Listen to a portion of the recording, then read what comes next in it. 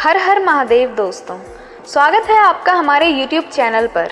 आज की वीडियो में हम सुनेंगे शिव महापुराण विद्वेश्वर संहिता का तीसरा अध्याय, श्रवण, कीर्तन और मनन साधनों की श्रेष्ठता। व्यास जी कहते हैं, सूत जी के वचनों को सुनकर सभी महर्षि बोले, भगवान आप वेद तुल्य अद्भुत एवं पुण्यमय शिव पुराण की कथा सुनाइए। सूत जी ने कहा, हे महर्षिगण, आप कल्याणमय भगवान शिव का स्मरण करें। वेद के सार से प्रकट शिव पुराण की अमृत कथा सुनिए। शिव पुराण में भक्ति, ज्ञान और वैराग्य का गान किया गया है। जब सृष्टि आरंभ हुई तो 6 कुलों के महर्षि आपस में वाद विवाद करने लगे कि अमुक वस्तु उत्कृष्ट है, अमुक नहीं।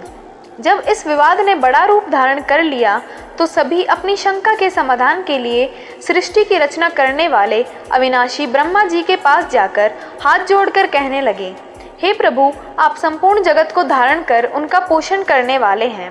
प्रभु, हम जानना चाहते हैं कि संपूर्ण तत्वों से परे परात्पर पुराण पुरुष कौन है। ब्रह्मा जी ने कहा, ब्रह्मा, विष्णु, रुद्र और इंद्र आदि से युक्त संपूर्ण जगत समस्त भूतों एवं इंद्रियों के साथ पहले प्रकट हुआ है। वे देव महादेव ही सर्वज्ञ और संपूर्ण हैं। भक्ति से ही इनका साक्षात्कार होता है, दूसरे किसी उपाय से इनका दर्शन नहीं होता। भगवान शिव में अटूट भक्ति मनुष्य को संसार बंधन से मुक्ति दिलाती है। भक्ति से उन्हें देवता का कृपा प्रसाद प्राप्त होता है। जैसे अंकुर से बीज और बीज से अंकुर पैदा होता है। भगवान शंकर का कृपा प्रसाद प्राप्त करने के लिए आप सब ब्रह्म ऋषि धरती पर सहस्त्रों वर्षों तक चलने वाले विशाल यज्ञ करो। यज्ञपति भगवान शिव की कृपा से ही विद्या के सार तत्व साध्य साधन का ज्ञान प्राप्त होता है। शिव पद की प्राप्ति साध्य और उनकी सेवा ही साधन है तथा जो मनुष्य बिना किसी फल की कामना किए उनकी भक्ति में डूबे रहते हैं वही साधक हैं। कर्म के अनुष्ठान से प्राप्त फल जो भगवान शिव की श्री चरणों में समर्पित करना ही परमेश्वर की प्राप्ति का उपाय है तथा यही मोक्ष प्राप्ति का एकमात्र साधन है। साक्षात महेश्वर ने ही भक्ति के साधनों का प्रतिपादन किया है।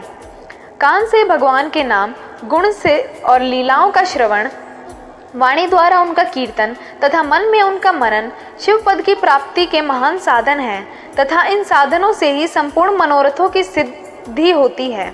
जिस वस्तु को हम प्रत्यक्ष अपनी आंखों के सामने देख सकते हैं उसकी तरफ आकर्षण स्वाभाविक है, परंतु जिस वस्तु को प्रत्यक्ष रूप से नहीं देखा जा सकता उसे केवल सुनकर और समझकर ही उसकी प्राप्ति के लिए प्रयत्न किया जाता है। अतः श्रवण पहला साधन है। श्रवण द्वारा ही गुरुमुख से तत्व और सुनकर श्रेष्ठ बुद्धि वाला विद्वान अन्य साधन कीर्तन और मनन की सिद्धि व शक्ति प्राप्त करने का यत्न करता है। मनन के बाद इस साधन की साधना करते रहने से धीरे धीरे भगवान शिव का संयोग प्राप्त होता है और लौकिक आनंद की प्राप्ति होती है। भगवान शिव की पूजा, उनके नामों का जाप तथा उनके रूप, गुण, विलास से हृदय में निरंतर चिंतन से ही मनन कहा जाता है। महेश्वर की कृपा दृष्टि से उपलब्ध इस साधन को ही प्रमुख साधन कहा जाता है। ओम नमः शिवाय।